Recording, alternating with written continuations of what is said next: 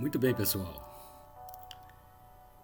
Estamos retornando aqui com vocês para darmos prosseguimento aos nossos estudos da semana passada. Nós pertencemos à Igreja Evangélica Assembleia de Deus, Ministério Internacional Missão Europa no Brasil. E o nosso presidente é o pastor José Antônio de Castro. Nossa sede situa-se à Rua Manuel Martins, número 35, bairro Mangueiras, município de Barra Mansa, estado do Rio de Janeiro. Também temos nossas filiais em Volta Redonda, o coração de aço do Brasil, Rua Belém, número 347, bairro Santo Agostinho. Temos como ponto de referência a Escola Municipal Jaime Martins. Ainda no município de Porto Real, estado do Rio de Janeiro, Rua 9, número 25, bairro Freitas Soares, bem em frente ao CRAS. Pastor André. Santa Rita de Jacutinga, estado de Minas Gerais, Pastor Giovanni. Rua Governador Valadares, número 350, bem em frente à Praça da Estação. Governador Valadares, número 350, município de Santa Rita de Jacutinga. E este mês, exatamente no dia 28, estaremos inaugurando mais um ponto do nosso trabalho Missão Europa, agora na cidade de Santa Isabel. É uma extensão do trabalho de Santa Rita de Jacutinga. Dia 28, às 18 horas, inauguração de mais um templo para adoração ao Deus eterno. Cidade de Santa Isabel, estado de Minas Gerais. E Bahia, estado da Bahia, conseguimos chegar até a Bahia. Lá a nossa igreja filiada fica na Rua das Rosas, bairro Jardim Primavera. E o município é Posto da Mata, estado da Bahia, Rua das Rosas, Pastor Uélio Neres. E brevemente nós estaremos anunciando a vocês outros endereços, como por exemplo Caratinga, Minas Gerais, Pastor João Batista, mais um trabalho agregado ao Ministério Missão Europa.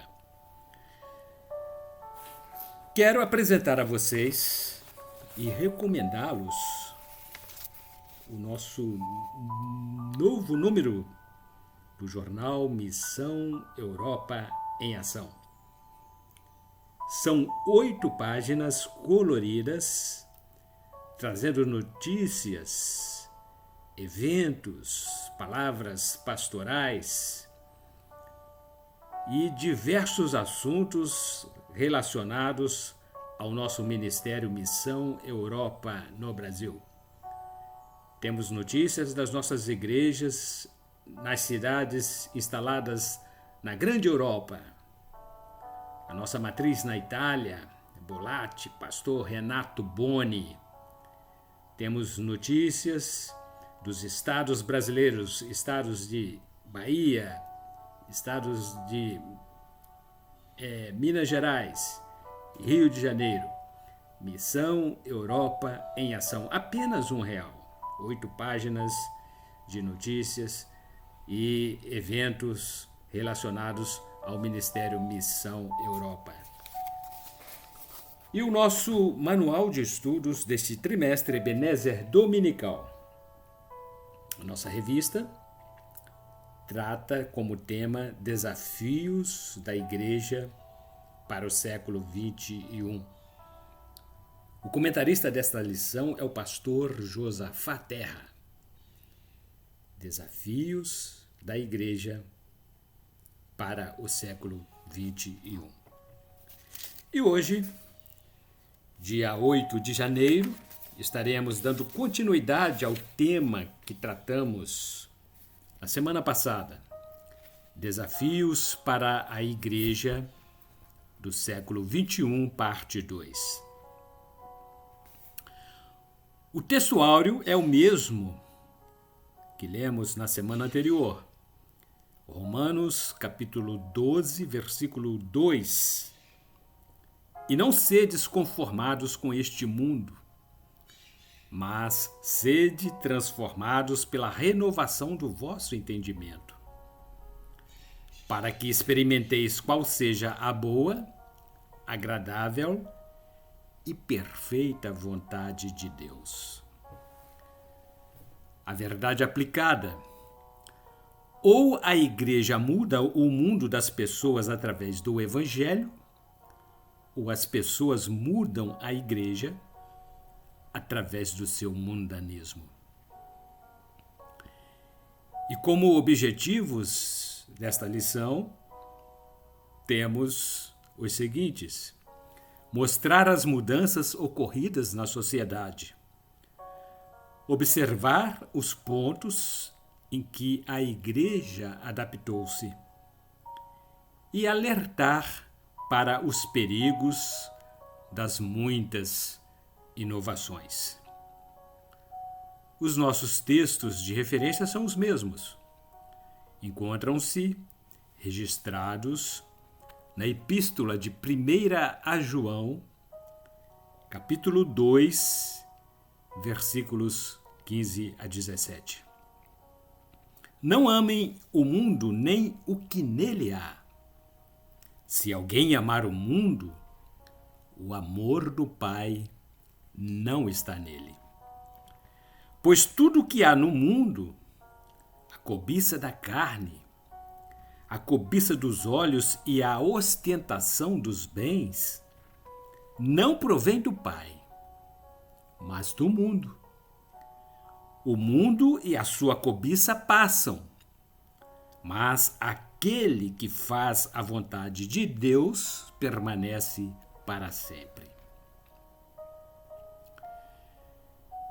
No tópico número 1, temos por título o seguinte: quando a igreja deixa de ser relevante. Continuando o assunto tratado na lição anterior, abordaremos as condições que desfavorecem a igreja em sua função e o que fazer para ela retornar ao primeiro amor. Conheço as tuas obras e o teu trabalho. Sofreste e tens paciência. Trabalhaste pelo meu nome e não te cansaste. Porém, contra ti tenho que deixaste o teu primeiro amor. Livro de Apocalipse, capítulo 2, versículo 10. O subitem 1.1 tem por título Quando se mistura o Evangelho com os costumes religiosos.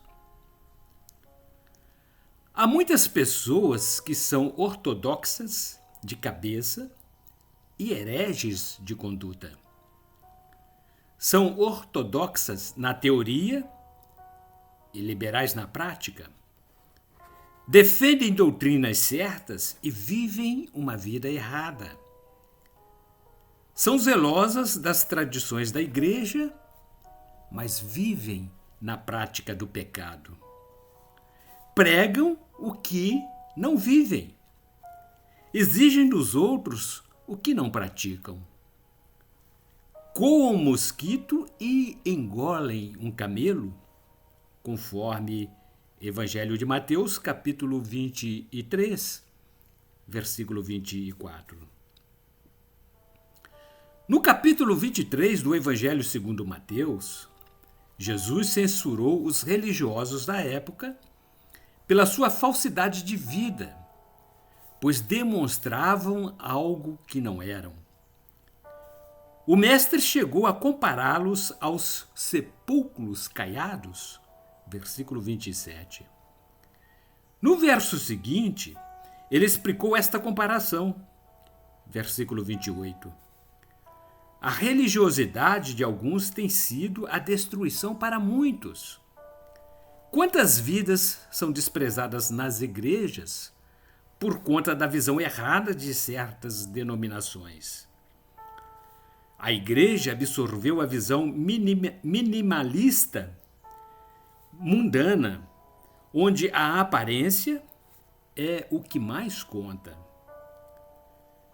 Se eu enxergo você com o meu prisma de evangelho, então você está apto a estar na minha igreja. Pode pregar e cantar. Muitos não se preocupam com a vida pessoal desses, enquanto obtiver os resultados desejados. É por isso que muitas das vezes as igrejas tornam-se em palcos dos maiores escândalos. Fazem o nome do Senhor ser envergonhado.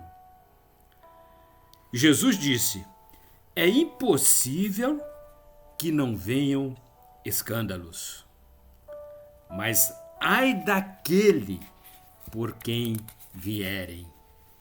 Evangelho de Lucas, capítulo 17, versículo 1. Um escândalo é uma arma de guerra das mais poderosas no arsenal particular do espírito do mundo, muito usada para a destruição em massa. Ela atinge, fere, destrói, debilita, separa, inutiliza e consome violentamente a paz, a ordem, a união, os relacionamentos, a unidade, a alegria e todos os atributos que são características das pessoas de bem. O religioso segue seus ritos, suas crenças, sua forma de pensar e quer, por imposição, que todos ao seu redor tenham as mesmas atitudes. Muitas das vezes, o próprio não consegue manter o seu chamado padrão de santidade. Os religiosos que mataram o Cristo, conforme registro do Evangelho de Lucas, capítulo 23, versículo 13, eram a nata da religião. Porém, os seus corações estavam distantes do Pai. Este povo se aproxima de mim com a sua boca e me honra com os seus lábios. Mas o seu coração está longe de mim. Mas em vão me adoram, ensinando doutrinas que são preceitos dos homens. Evangelho de Mateus, capítulo 15, versículos 8 e 9. Subitem 1.2. Quando se confunde a graça com o liberalismo. Graça, por definição teológica, é um favor ou uma benevolência que não merecemos. Por isso, a teologia apresenta a definição clássica de graça como favor imerecido. Isso quer dizer que a graça de Deus é algo que recebemos dele sem que tivéssemos o direito de receber. Segundo os teólogos, a humanidade passa pelo período das dispensações, que são períodos em que Deus estabelece para administrar a sua relação com a criação. No total, são sete dispensações, pelas quais já se passaram 5. Atualmente vivemos a 6ª, que é a dispensação da graça.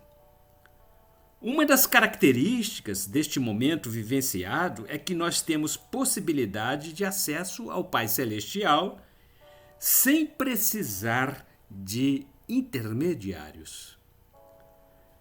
Temos liberdade para entrar na sua presença através do sacrifício de Cristo, conforme Paulo escreveu aos Efésios, capítulo 2, versículo 18. Esta liberdade nos mantém conectados ao Pai, mas também pode nos separar dele. Muitos usam do seguinte pretexto: Deus é amor. Querem justificar seus erros. Ora, a graça não exclui certos tipos de pecados. Ela não é seletiva neste aspecto. Pecado sempre será pecado. Algumas lideranças estão entrando no relativismo, onde nada é absoluto. Tudo é relativo, segundo o ponto de vista de quem vê. Um exemplo: consumir bebidas alcoólicas é pecado? Dependendo do ponto de vista, sim ou não. Ou seja, segundo o relativismo, tudo tem que ser analisado minuciosamente. Com isto, abriu-se uma porta para o inferno adentrar sutilmente pelas igrejas. Com a adaptação do pecado pelos dias atuais, criam-se rumos para a teologia, tornando-a mais liberal e inclusiva, a fim de abraçar todas as pessoas, independentemente de sua situação. O liberalismo matou igrejas na Europa e na América. O ensino liberal já tomou conta dos principais seminários das grandes denominações pelo mundo afora. Uma igreja liberal nunca experimentou um avivamento. Uma igreja liberal nunca cresceu. Uma igreja liberal nunca impactou a sociedade. Spurgeon disse: "A graça que não me muda não me salva." A graça de Deus não é e não pode ser um salvo-conduto para os nossos erros. Quando a igreja entra por este caminho, cria uma religião cujo propósito é o de justificar os erros e aceitá-los sem transformação de vidas. Muitos líderes estão dobrando-se a isto, pois o resultado é de templos lotados, dinheiro circulando, tornam-se assediados por grandes nomes públicos, são locais estratégicos para planos políticos e de perpetuação de poder. Que nossas almas possam almejar assim como o profeta. Aviva, ó Senhor, a tua obra no meio dos anos. No meio dos anos, faze-a conhecida. Na tua ira, lembra-te da misericórdia. Livro do profeta Abacuque, capítulo 3, versículo 2. Subitem 1.3. Como a igreja pode resgatar o seu valor? Apesar dos últimos anos de crescimento da igreja, tem-se notado que cada vez mais aumentam o número de pessoas que buscam socorro em outros lugares antes de buscarem a Deus. Crescente ondas de doenças psicossomáticas têm lotado os consultórios psicológicos. Muitos não confiam em confessar seus problemas e pecados a um líder de sua igreja. Porém, devemos lutar para restabelecer a posição da igreja como primeira linha de frente das batalhas do homem. Mas como proceder? Listamos aqui algumas atitudes que a igreja tem de assumir para resgatar o seu valor. Item 2. Quando se coloca como farol para o mundo. A vida da igreja é a sua primeira mensagem. Uma igreja que dá bom testemunho é uma igreja que cresce. Confira em Atos, capítulo 2, versículo 47. Diz que a igreja caiu nas graças do povo. Ou seja, não foi a igreja que aceitou o povo. Foi o povo que aceitou a igreja. A mensagem que a igreja tem de passar é a mesma da igreja primitiva, que era unânime no amor, na fé, na palavra e principalmente no testemunho. Sem testemunho não há proclamação, não há exemplo a ser seguido. Por isso, a igreja, como uma junção de pessoas, deve lutar com todas as forças para ser a mais correta possível em suas ações. As famílias da igreja devem buscar o amor entre si, para que este amor possa contagiar quem chega. A liderança deverá apresentá-las como pessoas aprovadas. Epístola de Paulo, 2 a Timóteo, capítulo 2, versículo 15. Não só por Deus, mas também pelo povo.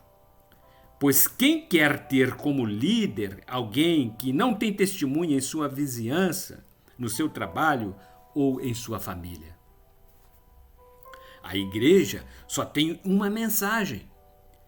Se ela tem vida, a vida precede ao trabalho. O exemplo é o mais importante do que a atividade. Subitem 2.1. Quando se torna em voz profética. A igreja não pode ser conformista, omissa, covarde. João Batista denunciou o adultério do rei Herodes. Jesus chamou Herodes de raposa. Os apóstolos ensinaram que a obediência ao poder civil tem limites. Tiago denunciou a ganância dos ricos, fraudando o salário dos trabalhadores. Amós denunciou os juízes que vendem sentenças. Isaías denunciou o pecado da ganância insaciável que leva a riqueza a se ajuntar nas mãos de poucos. Capítulo 5 do profeta Isaías. Os profetas denunciaram o pecado no palácio, no templo, nas ruas. Os reformadores denunciaram o pecado. Os avivalistas também o fizeram. A igreja precisa se posicionar sobre os demandos contra a lei moral de Deus: aborto, homossexualismo, corrupção, idolatria, etc. A voz profética é a orientação de Deus para o homem na linguagem e na instrumentalidade humana. Deus revela os seus segredos aos seus servos, os profetas, conforme livro do profeta Amós, capítulo 3, versículo 7. Sem a profecia, não temos condições de discernir o que está oculto ao nosso entendimento natural. A voz profética é responsabilidade de cada um que tem adquirido conhecimento da palavra de Deus. Em nosso silêncio está implícito uma concordância mórbida com o caos reinante na nação. A igreja tem o poder de mudar o rumo de um país através do poder da oração. Vide os grandes avivamentos que aconteceram na história. E se o meu povo, que se chama pelo meu nome, se humilhar e orar e buscar a minha face e se converter dos seus maus caminhos, então eu ouvirei dos céus e perdoarei os seus pecados e sararei a sua terra. Livro de 2 Crônicas, capítulo 7, versículo 14. Este texto contém 4 atitudes que a igreja deve tomar: se humilhar, orar, buscar a face de Deus e converter dos seus pecados. Para alcançar a resposta dele, ele ouvirá, perdoará os pecados e sarará a terra. Por causa da posição da igreja, Deus faz cessar a praga e torna a terra fértil. Aconselho-o a assistir o documentário Avivamento nas Ilhas Fiji, gratuito no YouTube. Subitem 2.2. Quando se clama a Deus por um tempo de restauração. E busquei dentre eles um homem que estivesse tapando o muro e estivesse na brecha perante mim por esta terra, para que eu não a destruísse. Porém, a ninguém achei. Livro do profeta Ezequiel, capítulo 22, versículo 30. Aqui o texto é bem claro. Deus estava procurando, em meio ao caos, pessoas que pudessem se colocar em um lugar estratégico, tapando buraco no muro, no meio das brechas. Os muros das cidades eram importantíssimos, pois traziam segurança a quem ele cercava. Se tivesse buracos ou rachaduras, era um sinal de que a fundação poderia estar comprometida. Não se achou ninguém, pois era um trabalho difícil de ser realizado. Muitos dizem que almejam um avivamento, porém não querem pagar o preço, dedicar sua vida, recusar as ofertas do mundo, despir-se do seu eu. Todo grande avivamento veio precedido de tempo de apostasia, degradação moral, corrupção generalizada.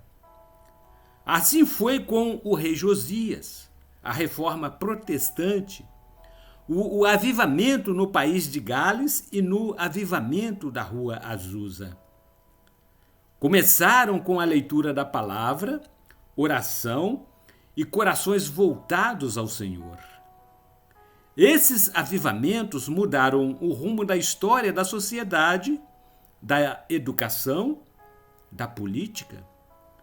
Em todos os aspectos onde a igreja estava inserida, houve uma percepção de mudança através da ação de Deus por meio da igreja.